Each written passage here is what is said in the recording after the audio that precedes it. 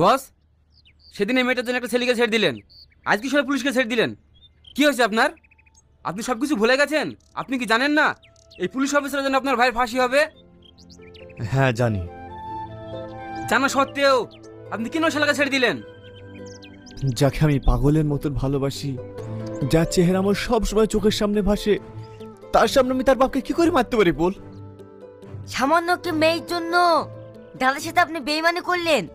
দাদা যদি জানতে পারে, দাদাকে আপনি কি জবাব দিবেন? সেটা আমি পরে ভাববো। তোর এখন যা তো, আমাকে জ্বালাসনি। আমরা জানি বস, আপনাকে যতই বোঝায় না কেন ওই মেয়েটা আপনার কাছে সবকিছু। এই চ।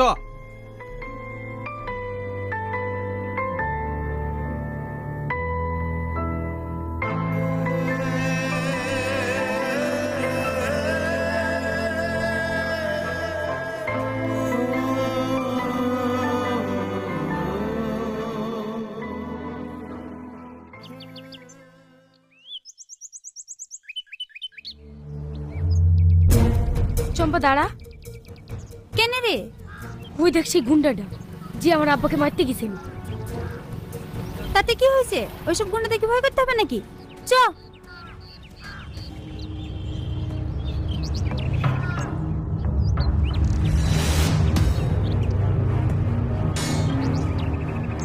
দাঁড়াও সালমা, তোমার সাথে আমার কিছু কথা আছে। রাস্তা ছাড়েন বলছি। সালমা, আমার কথাটা একবার শোনো। আমি কোনো রাস্তার গুন্ডা মাস্তারের সাথে কথা বলতে চাইনি। রাস্তা ছাড়েন আমার। তুমি ভুল ভাবছো সালমা, তুমি যতটা ভাবছো ততটা খারাপ আমি না। থাক, আমার সামনে বেশ ভালো সাজা নাটক করতে হবে না। আমি নাটক করছি না সালমা, তুমি বিশ্বাস করো, আমি তোমাকে সত্যি অনেক ভালোবাসি। আমি জানতাম না যে ওটা তোমার আব্বা, নাহলে আমি কখনোই মারতে যেতাম না। ও, তার মানে আমার আব্বা না হয় অন্য কেউ হলে তাকে মেরে ফেলতেন? না না সালমা, আমি ওভাবে কথাটা বলতে চাইনি। তুমি কি বলতে চাইছো আর কি বলতে চাইছো না সবই আমার বোঝা হয়ে গেছে। আর তুমি কি বললে? ভালোবাসি? এই ভালোবাসার কথাটা না তোমার মতো গুন্ডার মুখে মানায় না। চ সালমা, আমরা দেরি যেছে। চ।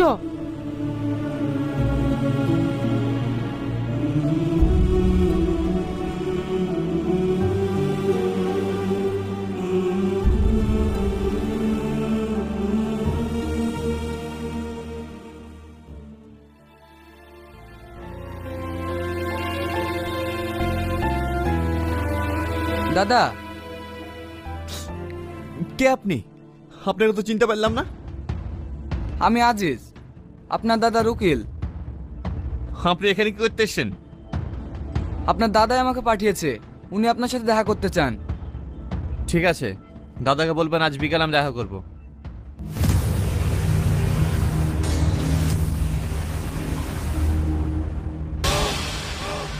টনি, এই প্রথমবার তুই কোনো কাজে মিস করলি কেন? কেন ইন্সপেক্টর সামাদকে মারলি না? কি হলো বল, জবাব দে। আমি কিছু বলতে পারবো না দাদা। তুই বলতে না পারলে আমি বলছি। ওই শালা ইন্সপেক্টরের মেয়ের সাথে তুই পিরিত করিস না? তুই কি চাস তোর এই দাদা ফাঁসির দড়িতে ঝুলুক? তাই যদি হয় তোকে কিচ্ছু করতে হবে না, আমি হাসতে হাসতে মরতে পারি। তুই কি অতীতকে ভুলে গেছি? তুই একবার ভেবে দেখ।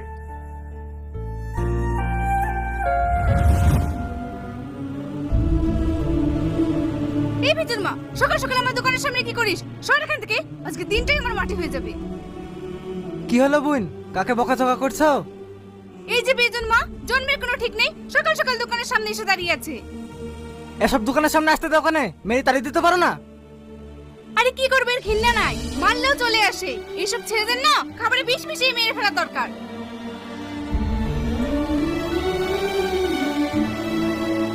বলো ভাই, কি নেবে? একটা পাউরুটি দাও বোন।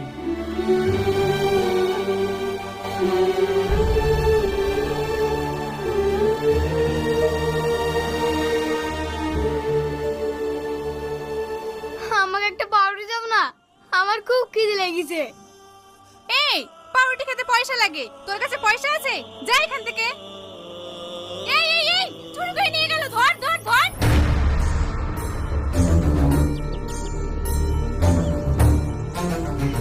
এই বাড়ি কোথায়? তোর আব্বার নাম কি? আমার বাড়ি ঘর আব্বা মা কেউ নেই, আমি অনাথ। খাদিস নি, আমি অনাথ। আজ থেকে তুই ছোট ভাই হিসাবে আমার কাছে থাকবি। চ।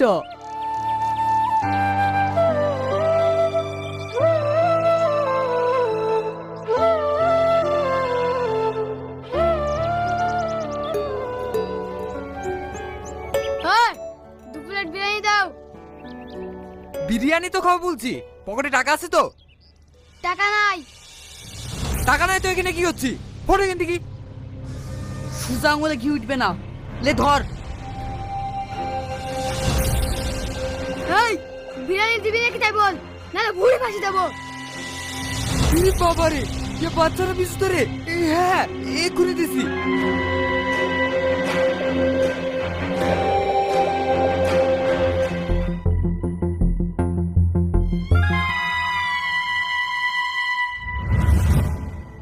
কি রে, কান্না করছিস কেন? সারা জীবনের ভালোবাসার কোনো মূল্য নেই। দুদিনকার ভালোবাসাই তোর কাছে সব কিছু। যা যা, চলে যা, আমার কাউকে দরকার নেই। আমি হাসি মুখে মরতে রাজি। ভাই আমার ভুল হয়ে গেছে, তুমি আমাকে ক্ষমা করে দাও। আমি কিচ্ছু বলিনি। আমি তোমাকে কথা দিচ্ছি ভাই, ওই শালা ইন্সপেক্টরকে আমি সূর্যটা পরে খালাস করে দেবো। এই চল।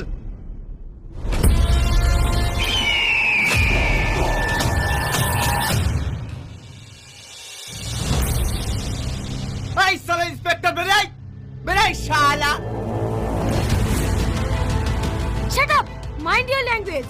এটা একটা ভদ্রলোকের বাড়ি। বেশি ইংলিশ জানিস না, তোর বাপ খারাপ। কেন মার্ডার করবি? তোর তো ওটাই কাজ। কুকুরের লেজ কোনোদিন সোজা হয়? আমার বাপ একজন আইনের রক্ষক, তাকে মেরে তুই কাকে বাঁচাবি? একজন রেপিস্টকে, একটা মার্ডারারকে, যে 25টা মার্ডার আর 11টা রেপ করে জেলে আছে, তাকে বাঁচাবি?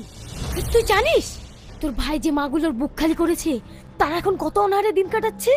তুই জানিস তোর ভাই যাদেরকে মার্ডার করেছে তাদের পরিবার এখন কতটা অনাহারে দিন কাটাচ্ছে? তুই জানবি কি করে?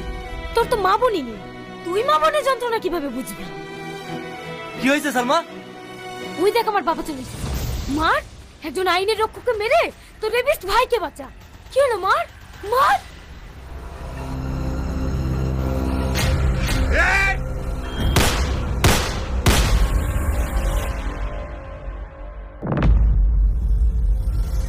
উকিল সাহেব, খবরটা শুনেছেন? আমার ভাই টনি ওই ইন্সপেক্টরকে শেষ করে দিয়েছে। এবার আইন আমার কিচ্ছু করতে পারবে না।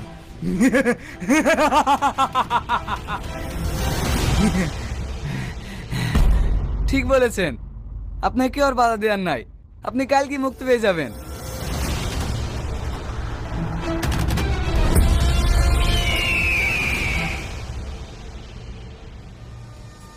মোহাম্মদ আদালত, আমি আগেই বলেছিলাম আমার মক্কেল শাকিল সম্পূর্ণভাবে নির্দোষ।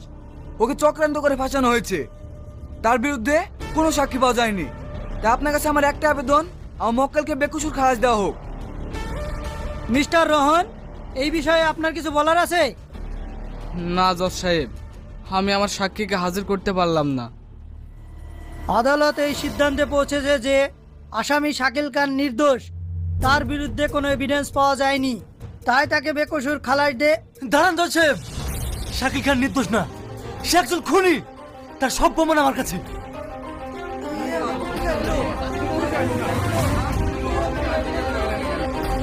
Order order order. Inspector Samad, আপনার যা কিছু বলার আছে কাঠগড়ায় এসে বলুন। আপনি যে আমার মক্কেলকে খুনি বলছেন, আপনার কাছে কি প্রমাণ আছে? প্রমাণ? আপনার মক্কেল শাকিল 25 জুলাই একই পরিবারের 4 জনকে নৃশংসভাবে হত্যা করেছে। তার ভিডিও ফুটেজ এই পেন ড্রাইভ আছে, এই নিন। এই এই অফিসার, ওই ফ্যামিলি সবাইকে শেষ করে দিয়েছি, এবার তোর ফ্যামিলিও সবাইকে শেষ করে দেবো। মহামান্য আদালত, এই আসামি যদি মুক্তি পায় তাহলে অনেক মানুষ খুন করবে। তাই আদালতের কাছে আমি আবেদন করছি এই আসামিকে যেন মৃত্যুদণ্ড দেওয়া হোক। সমস্ত সাক্ষী ও প্রমাণের ভিত্তিতে আদালত এই সিদ্ধান্তে পৌঁছেছে যে আসামি শাকিল খানকে 302 ধারায় মৃত্যুদণ্ড দেওয়া হলো। The court is adjourned. না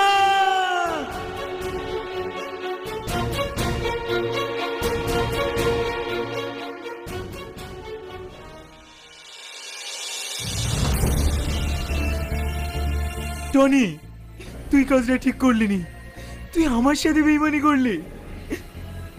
আমি বেইমানি করিনি দাদা, তুমি আমার সাথে বেইমানি করেছো।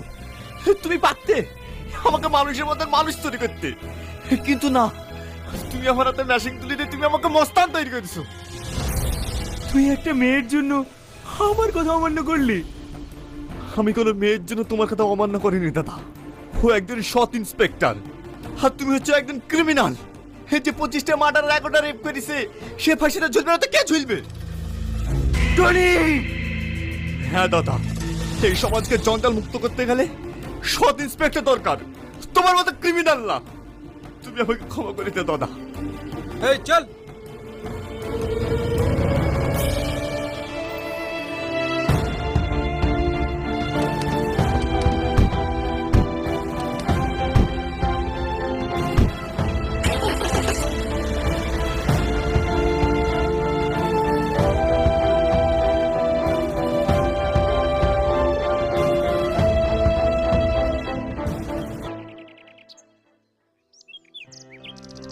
তোমাকে অনেক অনেক ধন্যবাদ।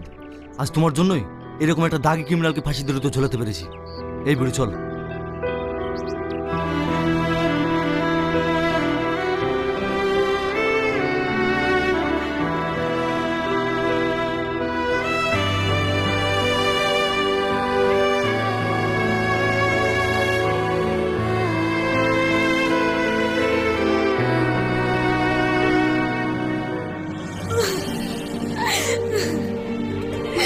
আমি তোমাকে অনেক ভালোবাসি টনি।